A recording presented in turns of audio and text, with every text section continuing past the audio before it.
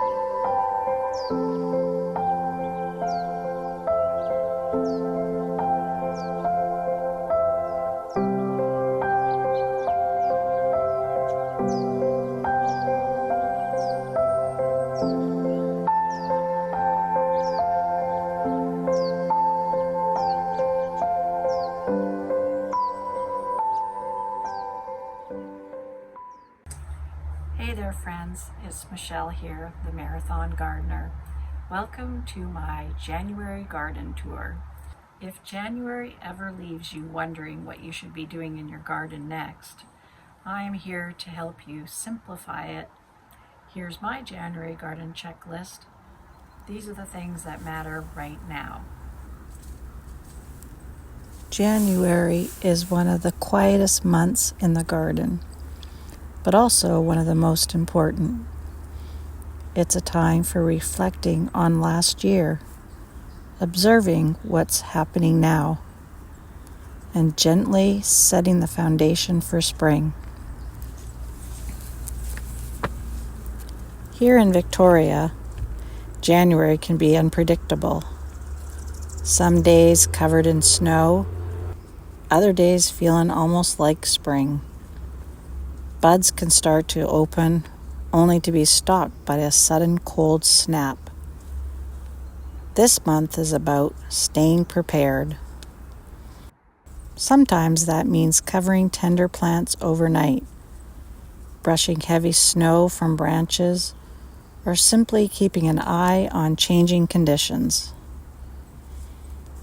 And even in winter, there's beauty.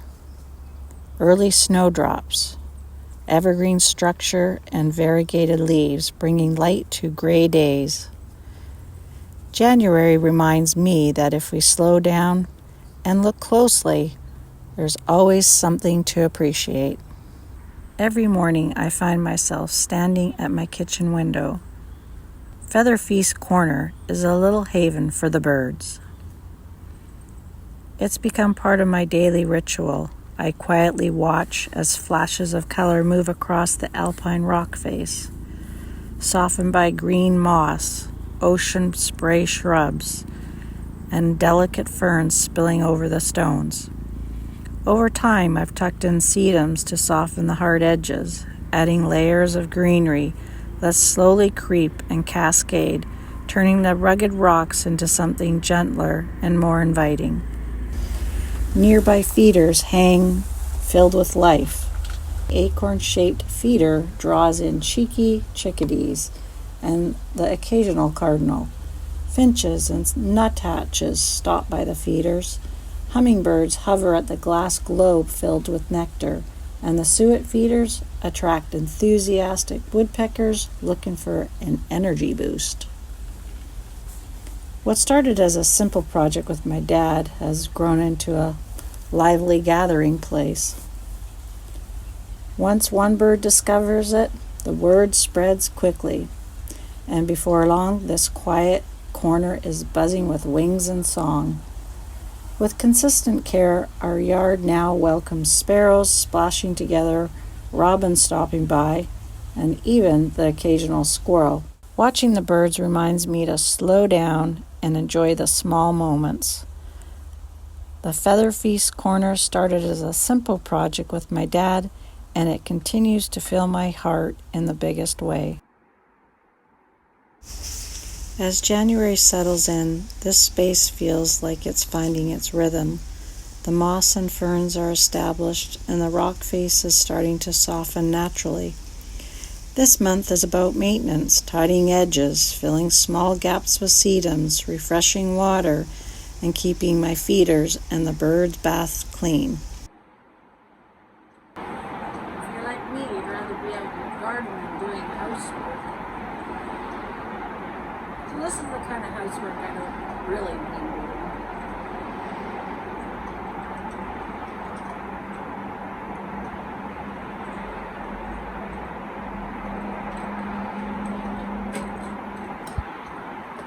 With all the rain, the seeds get stuck, so I have to give it a little extra help to move it around.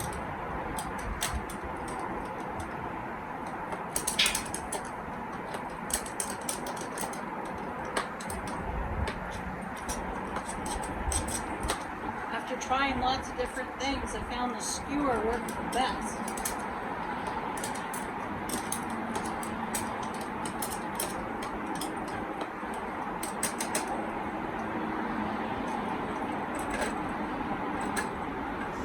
January isn't about big changes, it's about observing and preparing.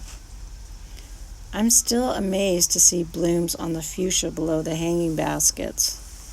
Bulbs are peeking through the leaf mulch, hens and chicks are holding on, and the hummingbirds continue to visit, proof that life carries on, even in winter.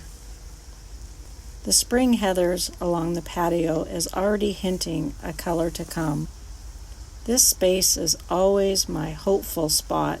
Peonies, fuchsias, azaleas, hardy geraniums, and hydrangeas will bring layers of color later in the season. Every year I imagine what it will become. One thing I learned from a moment of worry this January, I noticed my sarcococca plant had an abundance of berries on it. I wasn't sure if the plant was struggling or if there was something wrong with it. And after doing some research, I was thrilled to find out that it, in fact, is very healthy and doing well. The berries are a result of it flowering. So I was thrilled to hear that it is doing well, and I can look forward to more flowers in the upcoming seasons. What I thought was a problem turned out to be a reminder sometimes the garden is doing exactly what it's meant to do, even when it surprises us. There's not a lot happening on the deck right now, but this is the season of dreaming. I'm also repairing my wrought iron clock hanging basket stand after redesigning a new clock face. I've really missed knowing what time it is while I'm gardening, although sometimes losing track of time might be part of the joy. Right now this slope is a carpet of rock ferns and moss. The strawberries look tired, but they'll return when the time is right. This spring, I've decided to take on a different kind of marathon, not one measured in kilometers, but in creativity and joy. Instead of training for a race, I have created a gardening goal by building my own water feature, something I've dreamed about for years. I'm calling it my happiness project.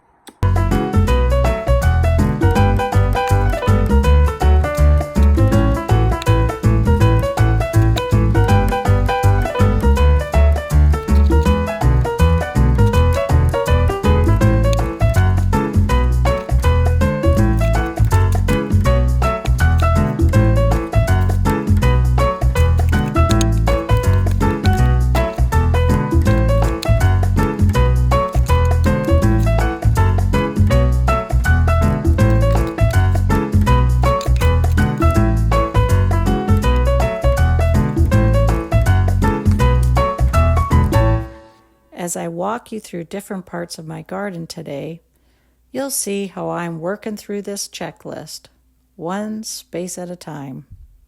The woodland garden is full of promise, lush green Paris, hellebores showing pink buds, and a beautiful view leading past Whiskers Way towards the West Side Fairway. This pocket garden continues to evolve. I love seeing fresh growth emerge through the leaf mulch. The heuchera here carries this space through winter with rich color and texture, reminding me that even quiet seasons have beauty. This winter, I've been leveling the side garden to make room for another raised vegetable bed. It also gives me a place to reuse soil from my water feature project. Progress has been steady, along with expanding the fairway path using more flagstone. Much like my southeast alpine rock face bed, the northeast front boulevard has a very similar feel. The moss and ferns have really settled in now, and the rock face is starting to soften and come together in its own quiet way.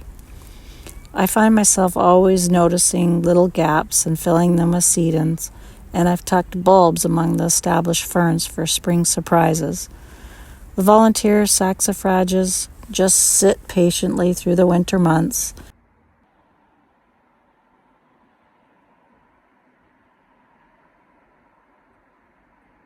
The Mexican daisy has grown beautifully, and I'm already looking forward to dividing it in the spring. Those tiny flowers are always such a simple delight.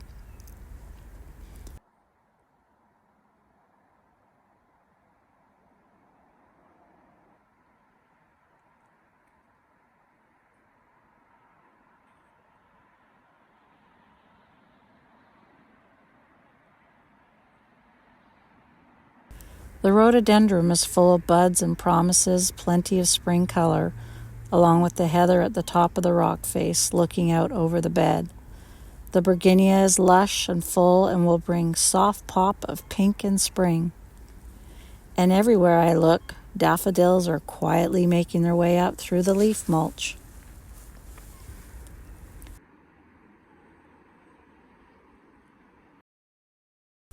The sky garden has winter containers filled with cyclamen, winter cabbage, mondo grass, pine cones, and boxwood. Simple textures to carry us through the season.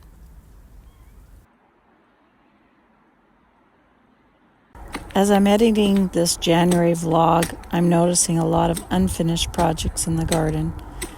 But something I've learned, especially from marathon training, is that progress doesn't happen all at once.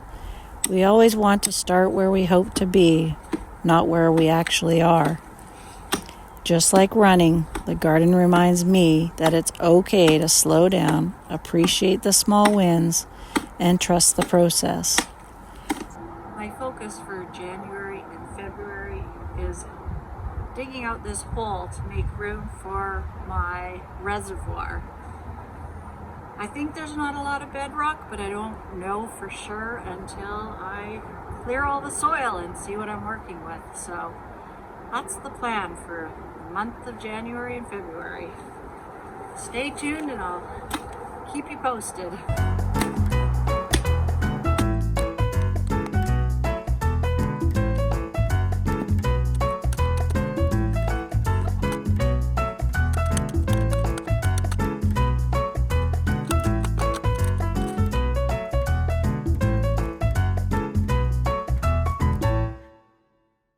Just like a good run, every day in the garden is worth celebrating. Keep showing up, enjoy the season you're in, and I'll see you on the next lap. Bye for now.